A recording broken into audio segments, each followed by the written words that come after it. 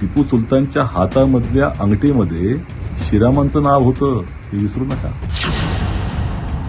टिपू सुलतान यांना छत्रपती शिवाजी महाराज यांच्या समकक्ष पाहिलं पाहिजे असं हर्षवर्धन सपकाळ म्हणाले आणि एकच वाद पेटलाय. हर्षवर्धन सपकाळ यांच्या या वक्तव्यानं छत्रपती शिवाजी महाराजांचा अपमान झालाय असं म्हणत भाजपने सपकाळ यांच्या राजीनाम्याची मागणी केली आहे. राज्यभरात सपकाळ यांच्या विरोधात आंदोलनही झालीत. पण आता काँग्रेस नेतेही सपकाळ यांच्या मदतीला धावून येताना दिसत आहेत.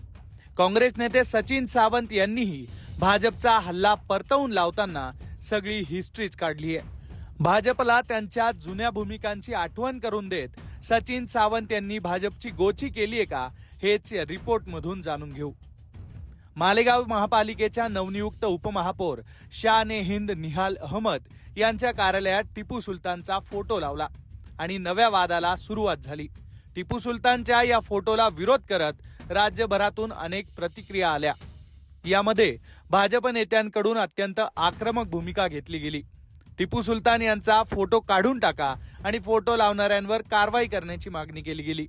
पण हर्षवर्धन सपकाळ यांनी मात्र टिपू सुलतान यांना छत्रपती शिवाजी महाराज यांच्या सारखंच मानलं पाहिजे अशा आशयाचं वक्तव्य केलं. आधी सपकाळ काय म्हणाले होते ते ऐकूयात.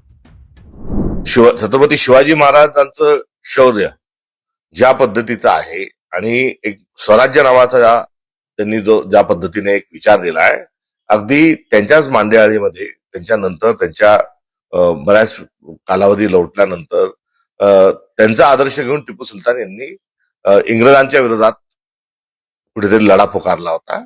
आणि त्या अर्थानं टिपू सुलतान हे एक शौर्य गाजवणारे एक योद्धे होऊन गेले, एक भारताचे भूमिपुत्र होऊन गेले. त्यांनी कधीही कुठल्याही विखारी विचारांना त्यांनी जवळ केलं नाही. तर एक शौर्याचं लक्षण म्हणून टिपू सुलतानांना आपण शिवाजी महाराजांच्या समकक्ष बघितलं पाहिजे. सपकाळ यांच्या याच वक्तव्यावरून भाजप आणि हिंदुत्ववादी संघटना आक्रमक झाल्यात. राज्यभर भाजपनं आंदोलन केली आहेत. याच्याच विरोधात सचिन सावंत यांनी आता भाजपला उत्तर दिलंय.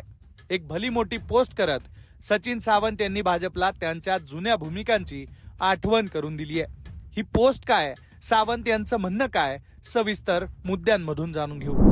टिपू सुलतानच्या संदर्भात भारतीय जनता पक्षाच्या नेत्यांतर्फे ज्या पद्धतीचं आता वक्तव्य येत आहेत आणि ज्या पद्धतीचा पुण्यामध्ये आणि इतर ठिकाणी आंदोलन करण्याचा जो प्रयत्न चाललाय ते पाहून हसावं का रडावं अशा तऱ्हेचंच त्या ठिकाणी मत आम्हाला मांडता येईल. याचं कारण असं की भारतीय जनता पक्षाच्या नेत्यांना टिपू सुलतानबद्दल प्रचंड प्रेम होतं एकेकाळी. ज्या पद्धतीनं अकोला महानगरपालिकेच्या स्थायी समितीच्या सभागृहाला नाव देण्याचा प्रस्ताव, त्याचे सूचकच भाजपाचे तत्कालीन महानगरपालिकेचे पक्षाचे अध्यक्ष होते, तत्कालीन माजी महापौर होते.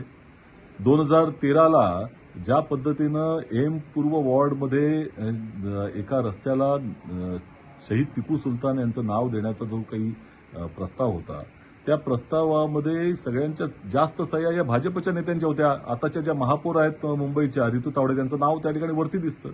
2001 साली गोपाळ शेट्टी यांच्या नेतृत्वाखाली अनेक नगरसेवकांनी दुसऱ्या रस्त्यासाठी नामकरणाच्या संदर्भामध्ये अनुमोदन दिलं होतं. आणि सगळ्यात महत्वाचं म्हणजे ह्यांचेच कर्नाटकाचे तत्कालीन मुख्यमंत्री ज्या पद्धतीचे गौरव उद्गार टिपू सुलतानच्या संदर्भामध्ये काढतात, ते BS येदुरप्पा असतील किंवा पूर्व राष्ट्रपती रामनाथ कोविंद असतील, यांनी ज्या पद्धतीनं कर्नाटकाच्या विधानसभेमध्ये गौरव उद्गार काढले, तर आता यांचं मत बदलण्याचं कारण काय?